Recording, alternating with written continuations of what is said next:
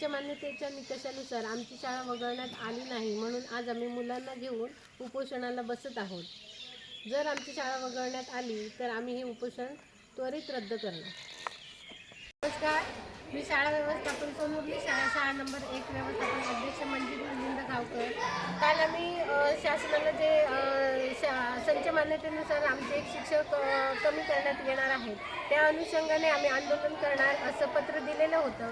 परंतु शासन निर्णयाचा आम्ही आज आदर करत आहोत आणि पंचायत समिती गट शिक्षणाधिकारी शेर्लेकर साहेब आणि मळगाव केंद्राचे केंद्रप्रमुख गावित सर यांच्या सामंजस्याच्या बोलण्यानुसार आम्ही आज हे आंदोलन इथे स्थगित करत आहोत आणि त्यांच्या या शाब्दिक बोलण्यावर विश्वास ठेवून आम्ही आंदोलन स्थगित करत आहोत.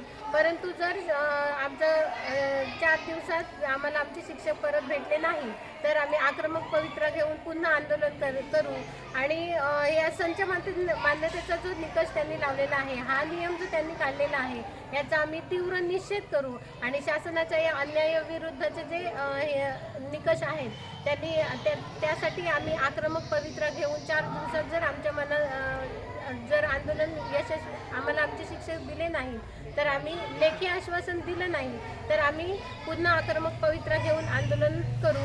जर पंचायत समिती गट शिक्षणाधिकारी आणि केंद्रप्रमुख गावित सर यांनी जे आम्हाला शाब्दिक आश्वासन दिलं आहे, त्या आश्वासनानुसार जर ते चालले नाही तर 4 दिवसात आम्ही त्यांच्या निर्णयाची वाट बघू, लेखी आश्वासन देतील अशी